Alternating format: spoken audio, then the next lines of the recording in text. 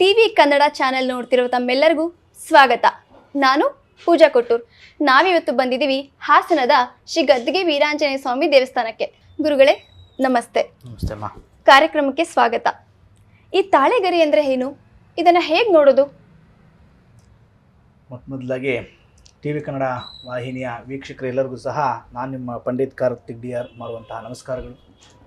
ಇವತ್ತು ವಿಶೇಷವಾಗಿ ಬಹಳ ಪುರಾತನವಾದಂತಹ ತಾಳೆಗರಿ ಶಾಸ್ತ್ರ ಅಥವಾ ನಾಗರಿ ಲಿಪಿ, ನಾಗರಿಗರಿ ಶಾಸ್ತ್ರ ಅಥವಾ ಅದರ ಬಗ್ಗೆ ಏನು, ಅದರ ಮಾಹಿತಿ ಏನೋದನ್ನು ನಾನು ನಿಮಗೆ ತಿಳಿಸ್ಕೊಡ್ತಾ ಇದ್ದೇನೆ. ತಾಳೆಗರಿ ಎಂಬತಕ್ಕಂಥದ್ದು ಬಹಳ ಪುರಾತನ. ಇವತ್ತು ಹೇಗೆ ಪುಸ್ತಕಗಳಲ್ಲಿ ನಮ್ಮ ಆಗುಹೋಗುಗಳನ್ನು ಅಥವಾ ಯಾವುದೇ ವಿಷಯಗಳನ್ನ ಬರಿತೀವೋ ಅದೇ ರೀತಿಯಾಗಿ ಹಿಂದಿನ ಕಾಲದಲ್ಲಿ ಈ ಪೇಪರ್ಸು ಕಾಗದಗಳಿರಲಿಲ್ಲ. ಆವಾಗ ಬಟ್ಟೆ ಮೇಲೆ ಮತ್ತು ತುಂಬ ವರ್ಷ ಪ್ರಿಸರ್ವ್ ಮಾಡಬೇಕು ಅನ್ನೋದನ್ನು ತಾಳೆಗರಿಯಲ್ಲಿ ಬರೆಯೋದು. ಅಂದರೆ ನಮಗೆ ಈಗ ಹೇಗೆ ಒಂದು ವಿಚಾರವನ್ನು ಪುಸ್ತಕದ ಮೇಲೆ ಬರೆದಾಗ 100 ವರ್ಷಗಳ ಕಾಲ 200 ವರ್ಷಗಳ ಕಾಲ ಆ ಪುಸ್ತಕ ಹಾಗೇ ಇರುತ್ತೋ ಅದೇ ರೀತಿಯಾಗಿ ತಾಳೆಗರಿ ಮೇಲೆ ಬರೆದು ಅದನ್ನ ಪ್ರಿಸರ್ವ್ ಮಾಡೋರು. ಯಾವ ರೀತಿ ಅಂತಂದರೆ ನಿಮಗೆ ನಾವಿಲ್ಲಿ ತೋರಿಸ್ತಾ ಹೋದರೆ ಈ ತಾಳೆಗರಿಯಲ್ಲಿ ನೂರಾರು ನಮಗೆ ಸಿಗುತ್ತೆ. ಅದರಲ್ಲಿ ನಮಗೆ ಬಹಳ ವಿಶೇಷವಾದ ಕೆಲವು ತಾಳೆಗರಿಗಳು ಮತ್ತು ಶಕ್ತಿಯುತವಾದ ತಾಳೆಗರಿಗಳು ಹೀಗೆ ನೂರಾರಿದೆ. ಅಂದರೆ ಯಾವ ಸಾಧಕ ಅಥವಾ ಯಾವ ಒಬ್ಬ ಉತ್ತಮರು, ಪಂಡಿತೋತ್ತಮರು ಅದನ್ನು ರಚಿಸಿರ್ತಾರೆ, ಯಾವ ಶಕ್ತಿಯನ್ನು ಕೊಟ್ಟಿರ್ತಾರೆ ಅನ್ನೋದ್ರ ಮೇಲೆ ಆ ತಾಳೆಗರಿಗೆ ಏನು ಮಹತ್ವವಿದೆ ಅನ್ನೋದು ಡಿಪೆಂಡ್ ಆಗುತ್ತೆ. ಈಗ ನಾವು ನೋಡ್ತಾ ಇರುವಂಥ ತಾಳೆಗರಿಯಲ್ಲಿ ನೋಡಿ, ಇವೆಲ್ಲ ಬಹಳ ಹಳೆಯದಾದ್ರಿಂದ ತುಂಬ ಹುಷಾರಾಗಿ ಹ್ಯಾಂಡಲ್ ಮಾಡಬೇಕು. ಈ ರೀತಿಯಾಗಿ ನಮಗೆ ಲಿಪಿಗಳನ್ನು ಬರೆದಿರ್ತಾರೆ. ಈ ರೀತಿಯಾಗಿ ಇದನ್ನು ನಾವು ಮತ್ತೆ ಕೂತ್ಕೊಂಡು ಈ ಒಂದು ಗರಿಯನ್ನು ನಾವು ಡಿಕೋಡ್ ಮಾಡಿದ್ರೆ, ಅಂದರೆ ಒಂದು ಗರಿಯನ್ನು ನಾವು ಅದನ್ನ ಬಿಡಿಸಿದ್ರೆ ಹೆಚ್ಚು ಕಡಿಮೆ 1-1.5 ಪೇಜ್ ಅರ್ಥ ನಮಗೆ ಸಿಗುತ್ತೆ. ಅಂದರೆ ನಮ್ಮಲ್ಲಿ ಹಿಂದಿನಿಂದಲೂ ಸಹ ಈಗೇನು ಮಿನಿಮೈಸ್ ಡಿಕೋಡ್ ಪದ್ಧತಿಯನ್ನು ಇತ್ತೋ ಆಗಲೇ ನಮ್ಮಲ್ಲಿ ಆ ಪದ್ಧತಿ ಇತ್ತು. ಅದನ್ನು ಮಂತ್ರ ರೂಪದಲ್ಲಿ ಬರೆಯೋರು. ದೊಡ್ಡ ದೊಡ್ಡ ಸಾಲುಗಳನ್ನು 6 ಲೈನು 8 ಲೈನು, ನಮ್ಮಲ್ಲಿ ಷಟ್ಪದಿ ಕಂದ ಅಂತೆಲ್ಲ ಇದೆ, ಕೆಲ ವ್ಯಾಕರಣಗಳು ಸಂಬಂಧಪಟ್ಟ ಛಂದಸ್ಸುಗಳು ಅಂತ ಕರಿತೀವಿ. ಆ ಛಂದಸ್ಸುಗಳಲ್ಲಿ 4 ಲೈನ್ಗೆ 6 ಲೈನ್ಗೆ 8 ಲೈನ್ಗೆ 7 ಲೈನ್ಗೆ ದೊಡ್ಡ ದೊಡ್ಡ ಪೇಜನ್ನು ಅಷ್ಟನ್ನು ವಿವರಣೆ ಬರೋ ಹಾಗೆ ಪದ್ಯಗಳನ್ನು ರಚಿಸೋರು.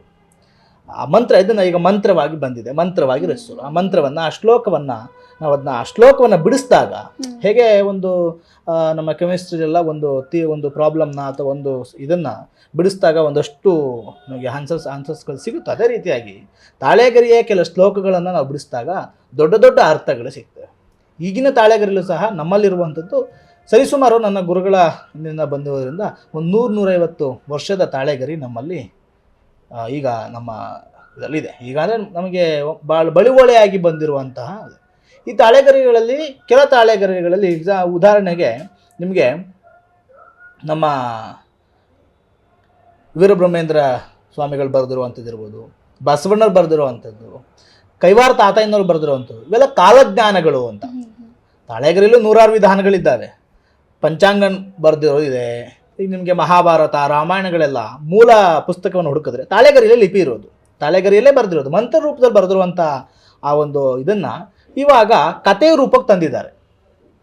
ಈ ಮಹಾಭಾರತ ರಾಮಾಯಣ ಇವೆಲ್ಲ ಉದಾಹರಣೆಗೆ ಈಗ ಕೃಷ್ಣ 100 ಶ್ಲೋಕಗಳ ಮೂಲಕವಾಗಿ ಅರ್ಜುನನಿಗೆ ಕೆಲ ಬೋಧನೆಗಳನ್ನ ಮಾಡ್ದ. ಆ ಏನು ಮಂತ್ರ ಇದೆಯೋ ಅದೊಂದು ಶ್ಲೋಕ ರೂಪದಲ್ಲಿ ಆ ಮಹಾಭಾರತ ಕಥಾವಿಧಾನದಲ್ಲಿ ಇದೆ. ಅದನ್ನು ಕಥೆಯಾಗಿ ಅದರ ಅರ್ಥವನ್ನು ಕೆಳಗಡೆ ಸಹಿತವಾಗಿ ಕೊಟ್ಟಿರ್ತಾರೆ. ಅದೇ ಥರ ತಾಳೆಗರಿಯಲ್ಲಿ ಹಿಂದೆಯೇ ನಮ್ಮ ಸನಾತನ ಧರ್ಮ ಪದ್ಧತಿಯಲ್ಲಿ ಎಲ್ಲದಕ್ಕೂ ತನ್ನದೇ ಆದ ಒಂದು ವೈಶಿಷ್ಟ್ಯ ವಿಧಾನಗಳನ್ನು ನಮ್ಮ ಮಹಾತ್ಮರುಗಳು ಕೊಟ್ಟಿದ್ದಾರೆ. ಈಗ ನಾವು ಹೇಳಿದ ರಾಮಾಯಣ ಮಹಾಭಾರತಗಳೆಲ್ಲ ಶ್ಲೋಕ ರೂಪದಲ್ಲಿ ಇದ್ದವು, ಅದನ್ನು ಈಗ ತಂದಿದ್ದಾರೆ. ಅದೇ ರೀತಿಯಾಗಿ ಈಗ ಕಾಲಜ್ಞಾನ ಅಂತ ಹೇಳಿದೆ. ಕಾಲಜ್ಞಾನ ಅಂತಂದರೆ ಮುಂದೆ ಏನಾಗುತ್ತೆ ಅನ್ನೋದನ್ನು ಹಿಂದೆನೇ ಬರೆದಿಟ್ಟಿದ್ರು. ಎಣ್ಣೆ ಬತ್ತಿ ಇಲ್ದಲೆ ದೀಪ ಉರಿಯುತ್ತೆ ಅನ್ನೋದನ್ನ ವೀರಬ್ರಹ್ಮೇಂದ್ರ ಮಹಾಮುನಿಗಳು ಆವಾಗಿನ ಕಾಲದಲ್ಲಿ ಬರೆದಿಟ್ಟಿದ್ರು. ಇವತ್ತು ಅದೇ ಬಲ್ಬು. ಎಣ್ಣೆ ಬತ್ತಿ ಇಲ್ದಲೆ ದೀಪ ಉರಿಯುತ್ತೆ ಅನ್ನೋ ಒಂದು ಕಾಲ, ಅದು ಒಂದು ವಾಕ್ಯ. ಆ ವಾಕ್ಯ ಇವತ್ತು ನಡೆದಿದೆ. ಅದಕ್ಕೆ ಹಿಂದೆನೇ ಹಲವಾರು ಮಹಾತ್ಮರುಗಳು ಬರೆದಿದ್ದಾರೆ. ಬಸವಣ್ಣವ್ರ ಕಾಲಜ್ಞಾನ ಬರೆದಿದ್ದಾರೆ, ಕೈವಾರ ತಾತಯ್ಯನವ್ರ ಕಾಲಜ್ಞಾನ ಬರೆದಿದ್ದಾರೆ. ಇವತ್ತು ನೀವು ಕೈವಾರ ತಾತಯ್ಯನವರ ಸನ್ನಿಧಾನಕ್ಕೆ ಹೋದರೆ ತಾಳೆಗರಿಗಳ ಒಂದು ಕಾಲಜ್ಞಾನ ಇವತ್ತಿಗೂ ತಾಳೆಗರಿಗಳನ್ನು ಅಲ್ಲಿ ಪ್ರಿಸರ್ವ್ ಮಾಡಿಟ್ಟಿದ್ದಾರೆ. ಹಾಗೆ ತಾಳೆಗರಿ ಅನ್ನುವಂಥದ್ದು ಬಹಳ ವಿಶೇಷವಾದಂಥದ್ದು. ಅಲ್ಲಿ ಇನ್ನು ಮುಂದಕ್ಕೆ ಬರ್ತಾ ಹೋದರೆ ನಮ್ಮಲ್ಲಿ ಹಲವಾರು ಮಂತ್ರಗಳನ್ನು ವೇದ ಉಪನಿಷತ್ತುಗಳನ್ನೆಲ್ಲವೂ ಸಹ ತಾಳೆಗರಿಯಲ್ಲೇ ಬರೆದಿರುವಂಥದ್ದು. ಹಾಗಾದ್ರೆ ಗುರುಜಿ, ಮುಂದಿನ ಭವಿಷ್ಯದಲ್ಲಿ ಏನಾಗುತ್ತೆ ಅನ್ನೋದು ಮುಂಚೆನೇ ಅವ್ರಿಗೆ ಗೊತ್ತಿತ್ತಾ? ಜ್ಞಾನಿಗಳು ಅಂತ ಕರಿತೀವಿ ನಾವು. ಅಂದರೆ ತ್ರಿಕಾಲ ಜ್ಞಾನಿಗಳು ಅಂತ. ಅಂದರೆ 3 ಕಾಲದಲ್ಲಿ, ಅಂದರೆ ಭೂತ, ಭವಿಷ್ಯ, ವರ್ತಮಾನ. ಮುಂದೆ ಏನಾಗುತ್ತೆ ಭವಿಷ್ಯ, ಭೂತ ಅಂದರೆ ಹಿಂದೆ ಏನಾಗಿತ್ತು, ವರ್ತಮಾನ ಈಗ ಏನಾಗ್ತಿದೆ, ಈ ಮೂರನ್ನು ಅರ್ಥವನ್ನು ನಾವು ತ್ರಿಕಾಲ ಜ್ಞಾನಿಗಳು ಅಂತ ಕರಿತೀವಿ. ನಾನು ಹೇಳಿದಾಗೆ ಬಸವಣ್ಣವ್ರು ಇರ್ಬೋದು, ಕೈವಾರ ತಾತಯ್ಯನವ್ರು ಇರ್ಬೋದು, ವೀರಮಹಾ ಬ್ರಹ್ಮೇಂದ್ರ ಸ್ವಾಮಿಗಳು, ಇವರೆಲ್ಲ ತ್ರಿಕಾಲ ಜ್ಞಾನಿಗಳು. ಮುಂದೆ ಏನಾಗತಕ್ಕಂಥದ್ದನ್ನು ಇವತ್ತಿಗೆ ಬರೆದಿರುವಂಥದ್ದು. ನಮಗೆ ಈ ನಮ್ಮ ಮಂಡ್ಯ ಮದ್ದೂರು ಭಾಗದಲ್ಲಿ ಹೋದರೆ ಸಿದ್ದಪ್ಪಾಜಿ ಅಂತಿದ್ದಾರೆ. ಅವರು ಹಾಡಿನ ರೂಪದಲ್ಲಿ, ಕಥೆ ರೂಪದಲ್ಲಿ ಮುಂದೆ ಜಗತ್ತೇನಾಗುತ್ತೆ, ಪ್ರಪಂಚ ಯಾವ್ಯಾವ ರೀತಿ ನಡ್ಕೊಂಡು ಹೋಗುತ್ತೆ ಅನ್ನೋದನ್ನು ಬರೆದಿಟ್ಟಿದ್ದಾರೆ. ಇದು ಭವಿಷ್ಯವನ್ನು ಮೊದಲೇ ನುಡಿದು ಅಂಥವ್ರು, ನುಡಿದು ಅದನ್ನ ಬರೆಯೋದು. ತಾಳೆಗರಿಂದ ಭವಿಷ್ಯ ತಿಳಿಯಲ್ಲ, ಭವಿಷ್ಯ ತಿಳಿದವನು ತಾಳೆಗರಲ್ಲಿ ಬರೆದಿರ್ತಾನೆ, ಹೀಗಾಗುತ್ತೆ, ಹೀಗೆ ಹೋಗುತ್ತೆ, ಮುಂದೆ ಪ್ರಪಂಚ ಹೇಗೆ ಬರುತ್ತೆ ಅಂತೇಳಿ. ಅದೇ ರೀತಿಯಾಗಿ ಕೆಲ ಶಕ್ತಿಗಳಿಂದ, ಅಗೋಚರ ಶಕ್ತಿಗಳಿಂದ ತಾಳೆಗರಿ ರಚನೆ ಮಾಡಿದ್ದಾರೆ. ಅಂದರೆ ಆ ತಾಳೆಗರಿಯಲ್ಲಿ ಕೆಲ ಮೂಲಿಕೆಗಳಿಂದ, ಕೆಲ ಮಂತ್ರ ಪ್ರಯೋಗಗಳಿಂದ ಆ ತಾಳೆಗರಿಗೆ ಶಕ್ತಿಯನ್ನು ತುಂಬಿರ್ತಾರೆ. ಅದಕ್ಕೆ ತುಂಬ ಬೆರಳೆಣಿಕೆಯಷ್ಟು ಜನರಲ್ಲಿ ಮಾತ್ರ ಆದಿದೆ. ಅಂದರೆ ಒಬ್ಬ ವ್ಯಕ್ತಿ ಬಂದ ಅಂತಂದರೆ ಆ ವ್ಯಕ್ತಿ ಇರುವಂಥ ಸಮಸ್ಯೆಯನ್ನು ಆ ತಾಳೆಗರಿ ತನ್ನಿಂದ ತಾನೇ ಗೋಚರಿಸುತ್ತೆ. ಅಂದರೆ ತುಂಬ ಜನ ಹೇಳೋದೇನು ಅಂದರೆ ಮಾಯಾ ಏನಿರಲ್ಲ, ಮಾಯಾವಂತ್ರ ಏನಿರಲ್ಲ. ಅದರಲ್ಲಿ ಮನುಷ್ಯ ಯಾವ್ಯಾವ ರೀತಿಯ ಸಮಸ್ಯೆಗಳನ್ನು ಅನುಭವಿಸಬಹುದು, ಯಾವ ಸಮಸ್ಯೆಗಳಿಗೆ ಅವನು ಒಳಗಾಗಬಹುದು ಅನ್ನೋದನ್ನ ಆ ಜ್ಞಾನಿಗಳು ಮೊದಲೇ ಅರಿತು ಅದನ್ನ ಬರೆದಿರ್ತಾರೆ. ಹಂಗಂದ್ರೆ ನಮ್ಮ ಎಲ್ಲ ಸಮಸ್ಯೆಗೂ ಪರಿಹಾರ ಇಲ್ಲಿ ಸಿಗುತ್ತಾ? ತಾಳೆಗರಿಯಲ್ಲಿ ಅದೇ ಹೇಳ್ತಾ ಇರೋದು. ತಾಳೆಗರಿಯಲ್ಲಿ ಆ ಜ್ಞಾನಿಗಳು ಬರೆದಾಗ ಆ ಸಮಸ್ಯೆ ತಕ್ಕಂಥ ಪರಿಹಾರವನ್ನು ಅಲ್ಲೇ ಬರೆದಿರ್ತಾರೆ. ಒಬ್ಬ ವ್ಯಕ್ತಿ, ಉದಾಹರಣೆಗೆ ಯಾವುದೋ ಒಬ್ಬ ವ್ಯಕ್ತಿ ತನ್ನ ಮನೆಯಲ್ಲಿ ವಿಪರೀತವಾದ ಸಮಸ್ಯೆ, ಯಾವುದೋ ಒಂದು ಸಮಸ್ಯೆ ಇದೆ ಅಂತ ಬರ್ತಾನೆ. ಒಂದು ತಾಳೆಗರಿಯ ಒಂದು ಪ್ರಶ್ನಾವಳಿಯನ್ನು ನಾವು ಹಾಕಿದಾಗ ಅವನಿಗೆ ಸಂಬಂಧಪಟ್ಟಂತಹ ಪ್ರಶ್ನೆಯ ಗರಿ ಸಿಗೋವರೆಗೂ ನಾವು ಪ್ರಶ್ನೆ ಹಾಕ್ತಾ ಹೋಗ್ತೀವಿ. ಆಗ ಒಂದು ಎಲೆ ಸಿಗುತ್ತೆ, ಅವತನಿಗೆ ಸಂಬಂಧಪಟ್ಟಂಥ ಒಂದು ಎಲೆ ಸಿಗುತ್ತೆ. ಆ ಒಂದು ಎಲೆಯಲ್ಲಿ ಅವನಿಗಿರುವಂಥ ಸಮಸ್ಯೆಯನ್ನು, ಅದಕ್ಕೆ ಪರಿಹಾರವನ್ನು ಬರೆದಿರುತ್ತೆ. ಅಂದರೆ ಈಗ ಒಬ್ಬ ವ್ಯಕ್ತಿಯ ಮನೆಯಲ್ಲಿ ವಿಪರೀತವಾದ ಹಣದ ಸಮಸ್ಯೆ ಇದೆ, ಅಥವಾ ಸಂಸಾರಿಕದಲ್ಲಿ ಬಹಳ ಸಮಸ್ಯೆ ಅನುಭವಿಸ್ತಾ ಇದ್ದಾನೆ ಅಂತಂದಾಗ ಆ ಗರಿಯಲ್ಲಿ ಪರ್ಟಿಕ್ಯುಲರ್ ಅದೇ ವ್ಯಕ್ತಿದು ಅಂತಿರಲ್ಲ. ಈಗ ಉದಾಹರಣೆಗೆ ನಾಗರಾಜ್ ಅನ್ನೋ ಅಂಥವನಿಗೆ ಈ ಸಮಸ್ಯೆ ಇದೆ ಅಂತಿರಲ್ಲ, ಸಮೂಹದಲ್ಲಿ ಎಲ್ಲ ಸಮಸ್ಯೆಗಳನ್ನು ಮೆನ್ಷನ್ ಮಾಡಿರ್ತಾರೆ. ನಾವಲ್ಲಿ ಕೂತು ಆತನ ಸಮಸ್ಯೆಗೋಸ್ಕರ ನಾವು ಪ್ರಶ್ನೆಯನ್ನು ಚಿಂತನೆ ಮಾಡಿದಾಗ ಆ ಗರಿಗಳನ್ನು ಬಿಡಿಸ್ತಾ ಬಿಡಿಸ್ತಾ ಬಿಡಿಸ್ತಾ ಪ್ರಶ್ನೆ ಹಾಕ್ತಾ ಹೋಗುವಾಗ ಒಂದು ಗರಿಗೆ ನಮ್ಮ ಪ್ರಶ್ನೆಗೂ ಆ ಗರಿಗೂ ಸಿಂಕ್ ಆಗುತ್ತೆ, ಸಂಬಂಧಪಡುತ್ತೆ. ಆಗ ಆ ಗರಿಯನ್ನು ಓದಿದಾಗ ಆತನಿಗಿರೋ ಸಮಸ್ಯೆ ಏನು, ಆ ಸಮಸ್ಯೆಗೆ ಪರಿಹಾರ ಏನು, ಯಾವ ಸಮಸ್ಯೆಗಳನ್ನು ನರಳ್ತಾ ಇದ್ದಾನೆ, ಇವೆಲ್ಲವೂ ಸಹ ಆ ಒಂದು ತಾಳೆಗರಿಯಲ್ಲಿ ಸಂಪೂರ್ಣವಾಗಿ ಸಂಕ್ಷಿಪ್ತವಾಗಿ ಕೊಟ್ಟಿರ್ತದೆ. ನಾವು ಅದನ್ನು ಓದಿದಾಗ ಆ ಸಮಸ್ಯೆಗೂ ಅವನು ಹೇಳ್ತಿರುವಂತಹ ಆಗುಹೋಗುಗಳಿಗೂ ಒಂದು ಸಂಬಂಧ ಬಂದಾಗ, ಸಖ್ಯ ಬೆಳೆದಾಗ ನಾವು ಅದನ್ನು ಹೌದು ಇದನ್ನ ಸಮಸ್ಯೆ ಅಂತ ಗ್ಯಾರಂಟಿ ಮಾಡ್ತೀವಿ. ಮೊನ್ನೆ ಒಂದು ಉದಾಹರಣೆಗೆ ಒಬ್ಬ ವ್ಯಕ್ತಿ, ಆತನಲ್ಲಿ ಬಹಳ ಮನೆಯಲ್ಲಿ ಯಾವುದೇ ರೀತಿಯ ಅಭಿವೃದ್ಧಿಗಳು ಕಾಣ್ತಾ ಇಲ್ಲ, ಮತ್ತು ಗೋವುಗಳಲ್ಲಿ ನಷ್ಟ ಆಗುವಂಥ ರೈತ, ಮುಖ್ಯವಾಗಿ ಆತ ರೈತ. ಆ ಪ್ರಶ್ನೆಯನ್ನು ನಾವು ಚಿಂತೆ ಮಾಡಿಲ್ಲ, ತುಮಕೂರು ಭಾಗದವರು ಚಿಂತನೆ ಮಾಡ್ತಾ ಹೋದಾಗ ನಮಗೊಂದು ಉತ್ತರ ಸಿಗ್ತದೆ. ಒಂದು ದೇವಿಯ ಸಮಸ್ಯೆ ಇದೆ ನಿಮ್ಮ ಮನೆಯಲ್ಲಿ, ಆ ದೇವಿಯಿಂದ ಈ ಥರ ಸಮಸ್ಯೆ ಆಗ್ತಾ ಇದೆ ಅನ್ನೋಂಥದ್ದು. ಅದೇ ಅದನ್ನು ಬಿಡಿಸ್ತಾ ಬಿಡಿಸ್ತಾ ಹೋದರೆ ಇವರ ತಾತ ಮುತ್ತಾತರ ಕಾಲದಲ್ಲಿ ಬೇರೆ ಯಾವುದೋ ಊರಿಂದ ಈ ಊರಿಗೆ ವಲಸೆ ಬಂದಿದ್ದಾರೆ. ಆ ಊರಿನಲ್ಲಿ ಒಂದು ಬಂಡೆಯಲ್ಲಿ, ಇಡೀ ಊರು ಆಚರಣೆ ಮಾಡುವಂತಹ ಒಂದು ಬಂಡೆ, ಆ ಬಂಡೆ ಒಳಗೊಂದು ದೇವರಿದೆ. ಇದನ್ನು ಅವ್ರ ಮುತ್ತಾತರ ಕಾಲದಲ್ಲಿ ಆರಾಧನೆ ಮಾಡ್ತಾ ಇದ್ರು. ಅದವ್ರಿಗೆ ಗೊತ್ತಿಲ್ಲ, ಊರು ಬಿಟ್ಟು ಬಂದಿದ್ದಾರೆ. ಆ ಪ್ರಶ್ನೆಯ ಚಿಂತನೆ ಮಾಡಿದಾಗ ಅಲ್ಲಿ ನಮಗೆ ಉತ್ತರ ಸಿಕ್ತು. ಆಗ ಅವರು ಹೌದು ಇಲ್ಲೊಂದು ದೇವರಿದೆ, ನಮ್ಮಲ್ಲಿ ಯಾರೋ ಹೇಳಿದ ನೆನಪು, ನಾವು ಹೋಗಿ ಬರ್ತೀವಿ. ಆ ರೀತಿಯಾದ ಉತ್ತರಗಳು ಸಿಗ್ತಾ ಹೋಗ್ತವೆ. ಅಷ್ಟೇ ಸಿಗೋದು. ಯಾವ ಊರು, ಯಾವ ಜಾಗ, ಅದೆಲ್ಲ ಏನು ಸಿಗೋದಿಲ್ಲ. ಸಮಸ್ಯೆಗೆ ಸಿಂಗಲ್ ವರ್ಡಲ್ಲಿ ಇಂಥ ಸಮಸ್ಯೆ, ದೈವ ಕಾಟವ ಇದೆಯೋ, ಪಿತೃಕಾಟ ಇದೆಯೋ, ಅಥವಾ ಯಾವುದಾದ್ರೂ ಜಾತಕ್ಕೆ ಸಂಬಂಧಪಟ್ಟಂಥ ಕಾಟಗಳಿದೆಯೋ, ಪೂರ್ವಿಕರಲ್ಲಿ ಯಾವುದಾದ್ರೂ ಆಸೆ ಮೋಸಗಳಾಗಿರುವಂಥ ಕಾಟಗಳಿದೆಯೋ, ಸ್ತ್ರೀ ದೋಷ ಇದೆಯೋ, ಇವೆಲ್ಲವೂ ಒಂದೇ ವರ್ಡಲ್ಲಿ ನಮಗೆ ಸಿಗುತ್ತೆ. ಅದನ್ನು ಮತ್ತೆ ನಾವು ಬೇರೆ ಪ್ರಶ್ನೆ ವಿಧಾನ ಮೂಲಕವಾಗಿ ಸಮಸ್ಯೆ ಕಾರಣ ಸಿಕ್ಕಿದ ಮೇಲೆ ಯಾವ ಸಮಸ್ಯೆ ಹೇಗಾಯಿತು ಅನ್ನೋದನ್ನ ಬೇರೆ ಪ್ರಶ್ನೆ ವಿಧಾನ ನೋಡಿಕೊಂಡು ಅದಕ್ಕೆ ಪರಿಹಾರವನ್ನು ಇಲ್ಲಿ ನೋಡ್ಕೋತೀವಿ. ಹೀಗೆ ತಾಳೆಗರಿಯಲ್ಲಿ ನೂರಾರು ವಿಧಾನಗಳಿದ್ದಾವೆ. ಆ ಸಮಸ್ಯೆಗೆ ತಕ್ಕಂಗೆ ಉತ್ತರಗಳು ನಮಗೆ ಸಿಗುತ್ತೆ, ಅದು ಉಂಟು. ಮತ್ತು ಹಲವಾರು ತಂತ್ರಶಾಸ್ತ್ರಗಳಿದ್ದಾವೆ, ವೈದಿಕ ಪರಂಪರೆಯ ಶಾಸ್ತ್ರ ಉಪನಿಷತ್ತುಗಳು ಸಿಗ್ತವೆ. ನಮಗೆ ಯಾವ ಪೂಜೆಯನ್ನು ಯಾವ ಥರ ಮಾಡಬೇಕು, ಇದಕ್ಕೆ ಯಾವ ಶ್ರಾದ್ದವನ್ನು, ಯಾವ ಕಾರ್ಯಕ್ರಮಗಳಿಗೆ ಯಾವ ರೀತಿ ಪೂಜೆಗಳನ್ನು ನಾವು ನೆರವೇರಿಸಬೇಕಾಗುತ್ತೆ, ಅದಕ್ಕೆ ಸಂಬಂಧಪಟ್ಟ ಮಂತ್ರಗಳು ಯಾವ್ಯಾವು, ಆನಂತರಗೆ ನಮಗೆ ಯಾವುದೇ ಕೆಲಸ ಆಗಬೇಕು ಅಂದಾಗ ಯಾವ ಮಂತ್ರ ಜಪ, ಹೀಗೆ ನೂರಾರು ವಿಧಾನದ ಒಂದು ಅನುಕೂಲತೆಗಳು ನಮ್ಮ ಶಾಸ್ತ್ರದಲ್ಲಿ ಇದ್ದಾವೆ, ನಮ್ಮ ಹತ್ರ ಇದ್ದಾವೆ. ತುಂಬ ಮಹನೀಯರಾದ್ರೂ ಇದ್ದಾವೆ, ಅದೇ ಕೆಲವು ಹೊರಗೆ ತರೋದಿಲ್ಲ. ನಾವು ಹೊರಗೆ ತರ್ತಿರ್ತಿಲ್ಲ, ಕಾಲಾನುಮಿತವಾಗಿ ನಮ್ಮ ವೀಕ್ಷಕರಿಗೋಸ್ಕರವಾಗಿ ನಾವು ಅದನ್ನು ಪರಿಚಯಿಸ್ತಾ ಇದ್ದೀವಿ.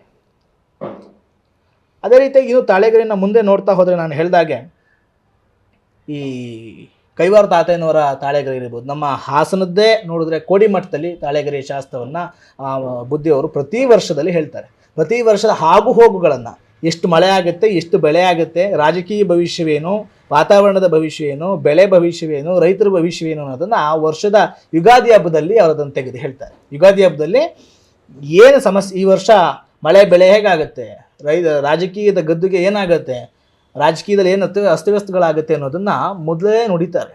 ಅವೆಲ್ಲ ಇಂದಿನ ಮಹಾಮುನಿಗಳು ಅಥವಾ ಇಂದಿನ ಯಾರು ಶ್ರೀಗಳಿದ್ದರು ಅಥವಾ ಬುದ್ಧಿಯವರುಗಳಿದ್ರು, ಅವ್ರು ಯಾರೋ ಒಬ್ಬ ತ್ರಿಕಾಲಜ್ಞಾನಿಗಳು ಮುಂದಿನ 60-70 ವರ್ಷದ ಕಾಲಜ್ಞಾನವನ್ನು ಈ ವರ್ಷ ಹೀಗೀಗಾಗ್ತದೆ ಅಂತೇಳಿ. ಈ ನಮ್ಮಲ್ಲಿ ಪ್ರಶ್ನೆ, ಈಗ ನಮ್ಮಲ್ಲಿ ಜಾತಕ ಇತ್ಯಾದಿಗಳು ನೋಡಿದಾಗ, ಅಂದರೆ ಜ್ಯೋತಿಷ್ಯದಲ್ಲಿ ನಾವು ಅಂದಾಜು ಮಾಡಿದಾಗ ಈ ವರ್ಷದ ಗ್ರಹಗತಿಗಳನ್ನು, ಅವ ಪ್ಲಾನೆಟರಿ ಸಿಸ್ಟಮ್ಸನ್ನು, ಪ್ಲೇಸ್ಮೆಂಟ್ಸನ್ನು ನಾವು ನೋಡಿದಾಗ ನಮಗೆ ಗೊತ್ತಾಗ್ತದೆ ಈ ವರ್ಷ ಯಾವ ಗ್ರಹದಿಂದ ಏನು ಹಾನಿ ಆಗುತ್ತೆ, ಯಾವ ಗ್ರಹದಿಂದ ಏನು ಲಾಭ ಆಗುತ್ತೆ, ಮನುಷ್ಯನಿಗಾಗಲಿ, ಭೂಮಿಗಾಗಲಿ, ಜಗತ್ತಿಗಾಗಲಿ, ರಾಜಕೀಯಕ್ಕಾಗಲಿ. ಆ ಭೂಮಿಗೆ ಅಂದರೆ ನಾವು ಜಗತ್ತಿಗೆ ಅಂತ ನಾವು ಕನ್ಸಿಡರ್ ಮಾಡಿ ಒಂದು ಪ್ರಶ್ನಾವಳಿಯಲ್ಲಿ ಅಥವಾ ಜ್ಯೋತಿಷ್ಯ ಶಾಸ್ತ್ರದಲ್ಲಿ ನೋಡಿದಾಗ ನಮ್ಮ ಈ ವರ್ಷದ ಮಳೆ ಬೆಳೆ ಹೇಗಿರ್ತದೆ, ನಮ್ಮ ಆಮೇಲೆ ಹಿಂಗಾರು ಮುಂಗಾರು ಅಂತ ಕರಿತೀವಿ, ಮಳೆಗಳಿಗೂ ಇಂತಿಂಥ ನಕ್ಷತ್ರದಲ್ಲಿ ಇಂತಿಂಥ ಮಳೆ ಅಂತ ಇರುತ್ತೆ, ಭರಣಿ ಮಳೆ, ಅಶ್ವಿನಿ ಮಳೆ ಹೀಗೆಲ್ಲ ಬರ್ತದೆ. ಆಯಾ ಮಳೆಗಳು ಎಷ್ಟು ಮಟ್ಟದ ಮಳೆ ಹುಯ್ತವೆ, ಎಷ್ಟು ಯಾವ ತಿಂಗಳಿಗೆ ಬರುತ್ತೆ ಅನ್ನೋದನ್ನ ಸಮೇತ ನಾವು ಆರಾಮಾಗಿ ಅಂದಾಜು ಮಾಡ್ಬೋದು ಜ್ಯೋತಿಷ್ಯ ಶಾಸ್ತ್ರದಲ್ಲಿ. ಅದೇ ಥರ ರಾಜಕೀಯದಲ್ಲಿರ್ಬೋದು, ರಾಜ್ಯದ ಭವಿಷ್ಯದಲ್ಲಿರ್ಬೋದು, ರಾಜ್ಯದ ಉನ್ನತೀಕರಣದ ಅದನ್ನು ಸಮೇತ ಜ್ಯೋತಿಷ್ಯದಲ್ಲಿ ನೋಡುವಂತಹ ಒಂದು ರೆಸ್ಪಾನ್ಸ್. ಮನುಷ್ಯನಿಗೆ ಹೇಗೆ ನೋಡ್ತೀವಿ ಹಾಗೆ ರಾಜ್ಯದ್ದು ನೋಡ್ಬೋದು. ಹಾಗೆ ಅಲ್ಲಿ ಬುದ್ಧಿಯವರು ಈ ವರ್ಷದ ಮಳೆ ಎಷ್ಟಿರುತ್ತೆ, ಬೆಳೆ ಎಷ್ಟಿರುತ್ತೆ, ರಾಜಕೀಯದ ಭವಿಷ್ಯಗಳು ಹೇಗಿರ್ತವೆ ಅನ್ನೋದನ್ನು ಕೋಡಿಮಠದಲ್ಲಿ ಹೇಳ್ತಾರೆ. ಪ್ರತಿ ವರ್ಷ ಬುದ್ಧಿಯವರು ಹೇಳ್ತಾರೆ.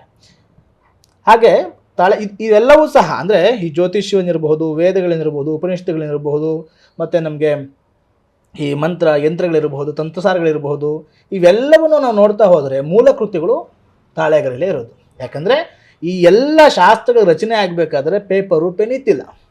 ಇದನ್ನು ಬರೆಯೋದೇ ವಿಧಾನ ಬಿಡಿ. ಇದನ್ನು ತಾಳೆಗರಿಯನ್ನು ಎರಡು ರೀತಿಯ ನಾಗರಿಗರಿ ಅಂತ ಒಂದು ಬರುತ್ತೆ, ತಾಳೆಗರಿ ಅಂತ ಒಂದು ಬರುತ್ತೆ. ನಾಗರಿಗರಿ ತುಂಬ ಉದ್ದ ಇರುತ್ತೆ, ತಾಳೆಗರಿ ಅಗ್ಳ ಇರುತ್ತೆ. ಇದನ್ನು ತಂದು ಅದನ್ನು ನೀರಲ್ಲಿ ನೆನೆಸಿ ಸಂಸ್ಕರಣೆ ಮಾಡಬೇಕು. ಮೊದಲು ಸಂಸ್ಕರಣೆ ಮಾಡಿದ್ಮೇಲೆ ಅದನ್ನ ಎಳ್ನೀರಲ್ಲಿ ತೊಳಿತಾರೆ, ನೆನೆಸ್ತಾರೆ. ಯಾಕೆ ಅಂದರೆ ಅದರಲ್ಲಿ ಕ್ವಾಲಿಟಿ ಜಾಸ್ತಿ ಆಗಿದೆ. ಎಳ್ನೀರು ನೆನೆಸಿದಾಗ ಕ್ವಾಲಿಟಿ ಜಾಸ್ತಿ ಆಗುತ್ತೆ, ಬೇಗ ಅದು ಹಾಳಾಗಲ್ಲ. ಅದನ್ನು ತಗೊಂಡ್ಮೇಲೆ ಇದನ್ನು ಬರೆಯೋದು ಯಾವುದೋ ಪೆನ್ನು ಪೆನ್ಸಿಲ್ ಬರೆಯೋದಿಲ್ಲ. ಆವಾಗಿನ ಕಾಲದಲ್ಲಿ ಒಂದು ಆಯುಧ ಇತ್ತು, ಬರೀಲಿಕ್ಕೆ ಕಟ್ ಮಾಡಲಿಕ್ಕೆ ಒಂದೇ ಆಯುಧ. ಅದನ್ನ ಬರೆಯೋರು ಅಂದರೆ ಮೇಲ್ಗಡೆ ಒಂದು ಪಾರ್ಟ್ ಆಫ್ ಲೇಯರನ್ನು ತೆಗೆಯುತ್ತೆ. ಅದು ಬರಿಬೇಕಾದ್ರೆ ಕೊರೆದಾಗೆ ಕಲ್ಲಿನ ಮೇಲೆ ಹೇಗೆ ಕೊರಿತಾರೋ ಹಾಗೆ ಒಂದು ಪಾರ್ಟನ್ನು, ಒಂದು ಲೇಯರನ್ನು ಅದು ಕೊರಿಯುತ್ತೆ. ಆ ಕೊರೆದ ಮೇಲೆ ಅದು ಹಾಗೆ ಅಚ್ಚಾಗಿ ಉಳ್ಕೊಳುತ್ತೆ, ಅದು ಹಾಗೆ ಉಳ್ಕೊಂಡ್ಬಿಡುತ್ತೆ. ಅದು ಕೊರಿಯೋದು, ಕಲ್ಲಲ್ಲಿ ಹೇಗೆ ಅಕ್ಷರಗಳನ್ನ ಕೊರಿತಾರೋ ಹಾಗೆ ಇದರಲ್ಲಿ ಕೊರಿತಾರೆ. ಆದರೆ ಪೆನ್ನಿನ ರೀತಿಯೇ ಒಂದ್ಸತಿ ಬರೋದ್ರೆ ಅದು ಕೊರೆದು ಬರುತ್ತೆ. ಬೇರೆ ಒಂದು ಗರಿಗಳಿರಬಹುದು, ಎಲೆಗಳಲ್ಲಿ ಈ ಥರ ಒಂದು ವೈವಿಧ್ಯತೆ ಇಲ್ಲ. ಪರ್ಟಿಕ್ಯುಲರ್ ತಾಳೆಗರಿ, ನಾಗರಿಗರಿ ಇಲ್ಲ. ತಮಿಳುನಾಡು ಭಾಗದಲ್ಲಿ ನಾಗರಿಗರಿ ಸಿಗುತ್ತೆ, ಮತ್ತು ನಮ್ಮ ಕರ್ನಾಟಕ ಭಾಗಗಳೆಲ್ಲ ತಾಳೆಗರಿ ಸಿಗುತ್ತೆ. ಈಗ ನಮ್ಮಲ್ಲಿ ತುಂಬ ಜನ ಒಂದು ಫ್ರೂಟ್ ತಿಂತಾರೆ, ಒಂದು ಓಲೆಕಾಯಿ ಅಂತ ಕರೀತಾರೆ. ಓಲೆಕಾಯಿ ಅನ್ನೋ ಒಂದು ಫ್ರೂಟ್ ಇದೆ, ವಾಟರ್ ಆ್ಯಪಲ್ ಅಂತಲೂ ಕರೀತಾರೆ ಅದಕ್ಕೆ. ಅದೇ ತಾಳೆಯ ಒಂದು ಹಣ್ಣು. ಈ ವಿಷಯ ನಂಗೆ ಗೊತ್ತಿರಲಿಲ್ಲ ಗುರೂಜಿ. ಆಮೇಲೆ ಇನ್ನೊಂದು ವಿಷಯ ಕೇಳಬೇಕು, ಈ ತಾಳೆಗರಿ ಹೇಗೆ ಶುರುವಾಯಿತು, ಮೊದಲು ಬರ್ದವ್ರು ಯಾರು? ಇದನ್ನು ಮೊದಲು ಬರೆದವರು ಅಂತೇನಿಲ್ಲ, ಹಿಂದೆ ಎಲ್ಲ ಅಂದರೆ ಎಕ್ಸಾಂಪಲ್ಗೆ ಈಗ ಹೇಗೆ ಪ್ರೊಫೆಸರ್ಗಳು ಅಥವಾ ದೊಡ್ಡ ವಿದ್ವಾಂಸರುಗಳು ಒಂದು ಪುಸ್ತಕವನ್ನು ಬಿಡುಗಡೆ ಮಾಡ್ತಾರೆ, ಅದು ತಮಗೆ ಗೊತ್ತಿರುವಂತಹ ವಿಷಯಗಳನ್ನು ಒಂದು ಪುಸ್ತಕದಲ್ಲಿ ಬರೆದಿಡ್ತಾರೆ. ಯಾವುದೋ ಒಂದು, ಈಗ ಎಕ್ಸಾಂಪಲ್ ಯಾವುದೋ ಒಂದು ವಿಜ್ಞಾನಿ ತನ್ನ ಯಾವುದೋ ಒಂದು ಇನ್ವೆನ್ಷನ್ನ ಮಾಡ್ದ ಅಂತಂದಾಗ ಆ ಇನ್ವೆನ್ಷನ್ನ ಯಾವ್ಯಾವ ಸ್ಟೆಪ್ಪಲ್ಲಿ ಏನೇನು ಮಾಡಿದೆ ಅನ್ನೋದನ್ನ ಪ್ರತಿ ಸ್ಟೆಪ್ಪಲ್ಲೂ ಬರೆದು ಇಡ್ತಾನೆ. ಫೈನಲಾಗಿ ಒಂದು ನಮಗೆ ಔಟ್ಪುಟ್ ಬರುತ್ತೆ. ಅದೇ ಥರ ಹಿಂದಿನ ಕಾಲದಲ್ಲಿ ಮಹನೀಯರುಗಳಿರಬಹುದು, ದೊಡ್ಡ ದೊಡ್ಡ ವಿದ್ವಾಂಸರುಗಳು, ಏನು ನಮ್ಮಲ್ಲಿ ಈ ವಚನಗಳನ್ನು ಬರೆಯುವಂಥದ್ದು, ಕಾವ್ಯಗಳನ್ನು ಬರೆಯುವಂಥದ್ದು, ವಿದ್ವಾಂಸರುಗಳು ಅಂತ ಏನೇನು ನಾವು ನೋಡಿದ್ದೀವೋ ಅವರೆಲ್ಲರೂ ಸಮೇತ ಪಂಪ, ರನ್ನ ಇವರೆಲ್ಲರೂ ಸಹ ನಮಗೆ ತಾಳೆಗರಿಯಲ್ಲೇ ಅವರ ಇದನ್ನು ಬರೆದಿರುವಂಥದ್ದು. ಈ ವ್ಯಾಸರು ಅವರು ತಾಳೆಗರಿಯಲ್ಲೇ ಬರೆದಿರುವಂಥದ್ದು. ಎಲ್ಲವೂ ಸಹ ತಾಳೆಗರಿ ಇಂಥವರೇ ಬರೆದಿದ್ದು ಅಂತೇನಿಲ್ಲ, ಅದು ಇಂಥವರಿಂದನೇ ಪ್ರಾರಂಭ ಆಯಿತು ಅಂತೇನಿಲ್ಲ.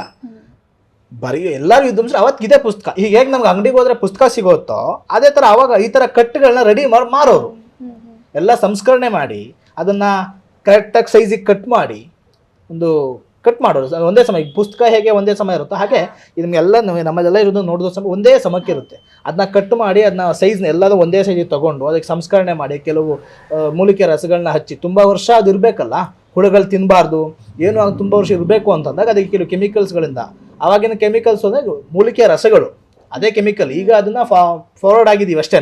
ಆ ಮೂಲಿಕೆ ರಸಗಳೆಲ್ಲ ಹಾಕಿ ಬೇಯಿಸಿ ಅದು ಇನ್ನೊಂದು ಮಾಡಿ ಅದನ್ನು ಪುಸ್ತಕಗಳ ರೀತಿಯಾಗಿ ಮಾಡಿ 2 ಪಟ್ಟಿ ಹಾಕಿ ಇಡೋರು. ಅದನ್ನು ಯಾರು ಕಾವ್ಯಗಾರ ಇರ್ಬೋದು, ಲಿಪಿಕಾರ ಯಾರಿದ್ರು ಅಥವಾ ಯಾರ್ಯಾರಿದ್ರು ಅವರು ಹೋಗಿ ಅದನ್ನು ತೊಗೊಂಬರೋರು, ದುಡ್ಡು ಕೊಟ್ಟು ತೊಗೊಂಬಂದು ಪುಸ್ತಕ ಹೇಗೆ ಮಾತ್ರ ಇದನ್ನು ಮಾಡೋರು, ಅದನ್ನು ತೊಗೊಂಬಂದು ಕೂತ್ಕೊಂಡ್ಬರೆಯೋರು. ಅವಾಗ ಲಿಪಿಕಾರರು ಅಂತಲೇ ಇದ್ರು, ಲಿಪಿಕಾರರು ಬರೆಯೋರು. ಈಗ ನಾನು ನಿಮಗೆ ಬರೆಯೋರು ಎಲ್ಲಿ ಸಿಗ್ತಾರೆ ಅಂತಂದರೆ ನಮ್ಮ ಉತ್ತರ ಕರ್ನಾಟಕ ಭಾಗದಲ್ಲಿ ಹೆಳವರು ಅಂತ ಸಿಗ್ತಾರೆ.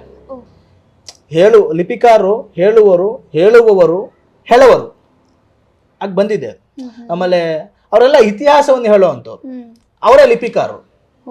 ಅವ್ರಲ್ಲಿ ಈಗಲೂ ಹೋದರೆ ಆ ಒಂದು ವಾಡೆ ಅಥವಾ ದೇಸಾಯಿ ಮನೆತನ ಏನಿರ್ತದೋ ಅದೇ 100 ವರ್ಷ 200 ವರ್ಷದ ಹಿಂದಿನ ಯಾರು ವಂಶಸ್ಥರು ಅವರೆಲ್ಲರ ಹೆಸರು ಇರುತ್ತಾರೆ. ಹತ್ರ 200-300 ವರ್ಷದ ವಂಶಸ್ಥರು ಎಲ್ಲರ ಹೆಸರು ಬರೆದಿರ್ತಾರೆ ಪೇಪರಲ್ಲಿ.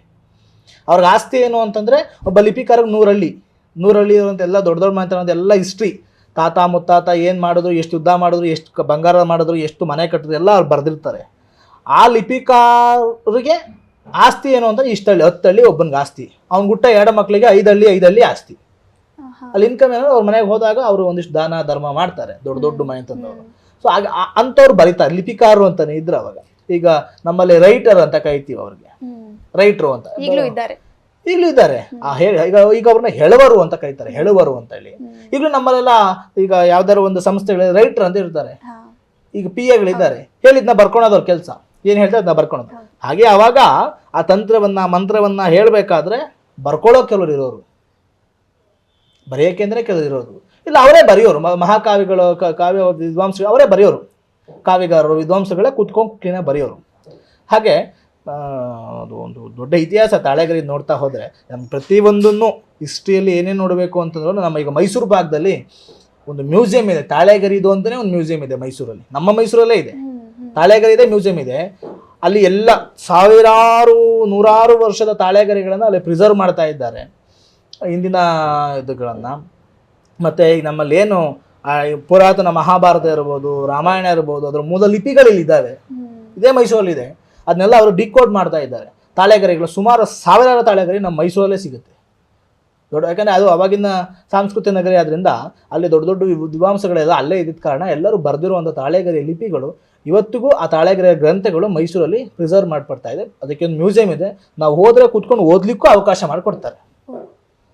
ಅದೇ ಈಗ ನಮ್ಮಲ್ಲಿ ಯೂಟ್ಯೂಬಲ್ಲಿ ನಮ್ಮ ಸರ್ಚ್ ಮಾಡಿದ್ರೆ ಮೈಸೂರಿನ ತಾಳೆಗರಿ ಮ್ಯೂಸಿಯಂ ಸಿಗುತ್ತೆ, ಇವತ್ತಿಗೂ ರನ್ನಿಂಗ್ ಇದೆ. ಮಹಾರಾಜರು ಮಾಡಿದ್ದದು, ಮಹಾರಾಜರು ಶ್ರೀಕಂಠ ಒಡೆಯರ್ ಏನಿದ್ದಾರೋ ಅವರು ಅದನ್ನು ಸ್ಥಾಪನೆ ಮಾಡಿ ಅದು ಇವತ್ತಿಗೂ ನಡೀತಾ ಇದೆ. ಅಂತ ಮಹಾ ಇತಿಹಾಸ ಈ ತಾಳೆಗರಿಯಲ್ಲಿ ತುಂಬ ಇದೆ. ನಮ್ಮ ಇದರಲ್ಲೂ ಸಹ ನಾವು ಕಲ್ತಿದ್ದು, ನಮ್ಮ ವಿದ್ಯೆಯು ನಾವು ಅಧ್ಯಯನ ಮಾಡಿದಂಥ ಈ ಶಾಸ್ತ್ರ ಸಂಪ್ರದಾಯ ತಂತ್ರಗಳು ಸಹ ನಮ್ಮ ಗುರುಮುಖೇನವಾಗಿ ಬಂದಂಥ ಈ ತಾಳೆಗರಿಯಲ್ಲೇ ನಾವು ಅಧ್ಯಯನ ಮಾಡಿರೋದು. ಹಾಗಾಗಿ ಯಾರಿಗೂ ತೋರಿಸ್ತಾ ಇದ್ದಂಥ ಗೌಪ್ಯ ವಿಚಾರವನ್ನು ಇವತ್ತು ನಮ್ಮ ವೀಕ್ಷಕರಿಗೋಸ್ಕರವಾಗಿ ನಮ್ಮ TV ಕನ್ನಡ ವಾಹಿನಿ ಮೂಲಕವಾಗಿ ತೋರಿಸ್ತಾ ಇದ್ದೀವಿ. ಗುರುಗಳೇ, ಸಾಮಾನ್ಯವಾಗಿ ತಾಳೆಗರಿ ಎಲ್ಲರಿಗೂ ಸಿಗೋದು ತುಂಬ ಕಷ್ಟ, ಅಂಥದ್ರಲ್ಲಿ ನಿಮ್ಗೆ ಹೇಗೆ ಸಿಕ್ತು? ನಮಗೆ ಮುಖ್ಯವಾಗಿ ಹೇಳಬೇಕು ಅಂತಂದರೆ ಈ ತಾಳೆಗರಿಗಳು ನಮ್ಮ ಗುರುಗಳ ಕಾಲದಿಂದವಾಗಿ ಬಂದಂಥದ್ದು. ಕೆಲವೊಂದು ನಾವೇ ಹುಡುಕಿ ತಂದಿರುವಂಥದ್ದು. ಅಂದರೆ ಶಾಸ್ತ್ರಗಳ ಅಧ್ಯಯನ ಮಾಡಬೇಕು ಅಂದಾಗ ಕೆಲವು ಕಡೆ ನಮಗೆ ಲಭ್ಯವಾದಾಗ ನಾವು ತಂದಿದ್ದೀವಿ. ಬಹುತೇಕ ನನ್ನ ಗುರುಗಳಿಂದ ಬಂದಿರುವಂಥದ್ದು ಒಂದು 6 ಗ್ರಂಥಗಳು, 1 ಅಥವಾ 2 ನಾವು ಸ್ವತಃ ಹುಡುಕಿ ತಂದಿರುವಂಥದ್ದು. ಇನ್ನು 6 ಗ್ರಂಥಗಳು ನನ್ನ ಗುರುಗಳ ಕಾಲದಿಂದ ಬಂದಿದೆ. ಅಂದರೆ ನನ್ನ ಗುರುಗಳ ತಾತ ಏನಿದ್ರು ಅವರು ರಾಜರ ಆಸ್ಥಾನದಲ್ಲಿ ರಾಜತಾಂತ್ರಿಕರಾಗಿದ್ದರು. ಈ ಕಾಸರಗೋಡು ಭಾಗದಲ್ಲಿ ರಾಜತಾಂತ್ರಿಕರಾಗಿದ್ದರು. ಅಂದರೆ ಒಂದು ರಾಜನ ಒಂದು ಏನಿದೆಯೋ ಆ ಯೂನಿಟಲ್ಲಿ ರಾಜಮಂತ್ರಿ, ರಾಜ ಸೈನಿಕ ಮತ್ತು ಆ ಒಂದು ಇರ್ತಿರ್ತಾರೆ, ಸೈನ್ಯಾಧಿಪತಿ, ಅದೇ ಥರಾಗಿ ರಾಜಜ್ಯೋತಿಷಿ, ರಾಜವೈದ್ಯ, ರಾಜತಾಂತ್ರಿಕ ಅಂತ ಇರ್ತಿದ್ರು. ರಾಜತಾಂತ್ರಿಕನ ಕೆಲಸ ರಾಜನ ನಿಧಿಗಳನ್ನು ರಕ್ಷಿಸೋದ್ರ ಜೊತೆಗೆ ರಾಜನಿಗೆ ಆತ್ಮಸ್ಥೈರ್ಯವನ್ನು, ಆ ತಂತ್ರವಿದ್ಯೆಗಳನ್ನು, ಯುದ್ಧ ತಂತ್ರ ಇರಬಹುದು, ಯುದ್ಧ ಕಲೆ ತಂತ್ರಗಳಿರಬಹುದು, ಬಿಲ್ವಿದ್ಯೆ ತಂತ್ರಗಳಿರಬಹುದು, ಎಕ್ಸಾಂಪಲ್ ಈ ಶತ್ರುಗಳನ್ನು ಸಂಹಾರ ಮಾಡೋದು ಹೇಗೆ, ಮಾರ್ಮಿಕವಾಗಿ ಹೇಗೆ, ಶಕ್ತಿಯಿಂದ ಹೇಗೆ ಶತ್ರುಗಳನ್ನು ಮಟ್ಟ ಹಾಕಬಹುದು, ಯುಕ್ತಿಯಿಂದ ಹೇಗೆ ಮಟ್ಟ ಹಾಕ್ಬೋದು ಅನ್ನೋದನ್ನು ರಾಜತಾಂತ್ರಿಕ ಹೇಳ್ಕೊಡ್ತಾ ಇದ್ದ. ಆ ಒಂದು ಕೆಲಸ ನನ್ನ ಗುರುಗಳ ಮುತ್ತಾತ ಮಾಡ್ತಾಯಿದ್ರು. ಅವರ ತಂದೆ ಒಂದು ಸ್ಕೂಲಲ್ಲಿ ಟೀಚರು. ನನ್ನ ಗುರುಗಳು ಬಂದು ಅವರು ಒಂದು ಸೆಂಟ್ರಲ್ ಗೌರ್ಮೆಂಟಲ್ಲಿ ಒಂದು ದೊಡ್ಡ ಹುದ್ದೆಯಲ್ಲಿದ್ದಂಥವ್ರು. ಅವರು ವಂಶಪಾರಂಪರ್ಯವಾಗಿ ಅದನ್ನು ಅವರು ಟ್ರಾನ್ಸ್ಫರ್ ಮಾಡ್ಕೊಳ್ತಾ ಬಂದಿದ್ರು. ಅಂದರೆ ಆಗ ರಾಜತಾಂತ್ರಿಕರಲ್ಲಿ ಆಸ್ಥಾನದಲ್ಲಿ ಕೆಲಸ ಮಾಡಬೇಕಾದ್ರೆ ಇವ್ರದ್ದೊಂದು ಟೀಮ್ ಇತ್ತು. ಆ ಟೀಮು ಎಲ್ಲವನ್ನ ರಿಸರ್ಚ್ ಮಾಡಿ ಗ್ರಂಥಗಳಲ್ಲಿ ಬರೆಯೋದು, ಈ ಗ್ರಂಥಗಳಲ್ಲಿ ಬರಿತಾ ಇದ್ರು. ಆ ಬಳುವಳಿಯಾಗಿ ಅವರಿಂದ ಅವ್ರ ಮಗನಿಗೆ, ಅವರಿಂದ ಅವ್ರ ಮಗನಿಗೆ, ನನ್ನ ಗುರುಗಳಿಂದ ನನಗೆ, ಶಿಷ್ಯನಾದ ನನಗೆ ಬಂದಿತ್ತು. ಅಂದರೆ ಅವ್ರ ಮಗ, ನನ್ನ ಗುರುಗಳ ಮಗ ಅವರೊಂದು ದೊಡ್ಡ ಹುದ್ದೆಯಲ್ಲಿದ್ದಾರೆ. ಅವ್ರು ಯಾವುದನ್ನು ಅಭ್ಯಾಸ ಮಾಡ್ತಾ ಅನ್ನೋ ಕಾರಣಕ್ಕೆ ಇದನ್ನು ನಡೆಸ್ಕೊಂಡು ಹೋಗಬೇಕು ಅನ್ನೋ ಒಂದು ಕಾರಣಕ್ಕೆ ನನ್ನ ಗುರುಗಳು ಇದನ್ನು ನನಗೆ ವರವಾಗಿ ನೀಡಿದಂಥ ಒಂದು ತಾಳೆಗರಿ ಗ್ರಂಥಗಳನ್ನು ಇವತ್ತಿಗೂ ಅಷ್ಟೇ ಗೌಪ್ಯವಾಗಿ, ನನ್ನ ಗುರುಗಳ ಒಂದು ಮಾತೇನು ಅಂತಂದರೆ, ಒಂದು ವೇಳೆ ಇದನ್ನು ಮುಂದಕ್ಕೆ ಯಾರಿಗೂ ಕೊಡೋಕೆ ನಾನು ನಿನ್ನನ್ನು ನಂಬಿಕೊಟ್ಟಿದ್ದೀನಿ, ನಿನಗೆ ಯಾರ ಮೇಲೆ ನಂಬಿಕೆ ಬಂದಿಲ್ಲ ಅಂದರೆ ಈ ಗ್ರಂಥಗಳನ್ನು ಸುಟ್ಟಾಕ್ಬಿಡು, ಮತ್ತೆ ಯಾರಿಗೂ ಸಿಗ್ಲಿಕ್ಕೆ ಬಿಡಬೇಡ ಅನ್ನೋದು ಅವರ ಒಂದು ಮಾತು. ಈ ಗ್ರಂಥಗಳನ್ನು ಮುಂದೆ ಈಗ ನನ್ನ ಗುರುಗಳಿಗೆ ನನ್ನ ಮೇಲೆ ನಂಬಿಕೆ, ಇದನ್ನು ಕೆಟ್ಟ ರೀತಿಯಲ್ಲಿ ಬಳಸ್ಕೊಳ್ಳಲ್ಲ ಅನ್ನೋದು. ನಿನಗೆ ಆ ಥರ ಮುಂದೆ ಯಾರಿಗೂ ನಂಬಿಕೆ ಬಂದಿಲ್ಲ ಅಂದರೆ ಇದನ್ನು ಸುಟ್ಟಾಕ್ಬಿಡು, ಯಾರಿಗೂ ಸಿಗ್ಲಿಕ್ಕೆ ಬಿಡಬೇಡ ಅನ್ನೋದು ಅವರ. ಅಂದರೆ ತಾಳೆಗರಿ ನಮ್ಮ ಈ ಗ್ರಂಥಗಳಲ್ಲಿ ರಸವಾದ ಅಂದರೆ ನಿಮಗೆ ಈ ಚೋಳರ ಕಾಲದಲ್ಲಿ ಆ ವಾದಗಳಿದ್ವು. ಚೋಳರ ಕಾಲದಲ್ಲಿ ಈಗ ನಮ್ಮ ಇದರಲ್ಲೇ ಹರಪನಹಳ್ಳಿ ಅಂತಿದೆ ಹುಬ್ಳಿ ಭಾಗದಲ್ಲಿ, ಅಲ್ಲಿ ತುಂಬ ಇತಿಹಾಸ ಇದೆ. ಗಿಡಮೂಲಿಕೆಗಳಿಂದ ಚಿನ್ನ ಬೆಳ್ಳಿ ಮಾಡುವಂತಹ ಅಭೂತಪಾರ್ವ ವಿದ್ಯೆಗಳನ್ನು ನಾವು ರಸವಾದ ಅಂತ ಕರಿತೀವಿ. ಅಂಥ ವಿದ್ಯೆಗಳು ಚೋಳರ ಕಾಲದಲ್ಲಿ ತಮಿಳುನಾಡು ಭಾಗದಲ್ಲಿ ಇದ್ದು, ಮತ್ತು ನಮ್ಮ ಸಿದ್ಧ ವೈದ್ಯ ಸಿದ್ಧರಿಗೆ ಆ ವಿದ್ಯೆಗಳು ಗೊತ್ತಿತ್ತು. ರಸವಾದ ಅಂತ ಕೇರಳ ಮತ್ತು ತಮಿಳುನಾಡು ಭಾಗದಲ್ಲಿ ಇದ್ದರು ಸಿದ್ಧರು ಅಂತ, ಅವ್ರಿಗೂ ಸಮೇತ ಈ ವಿದ್ಯೆ ಗೊತ್ತಿತ್ತು.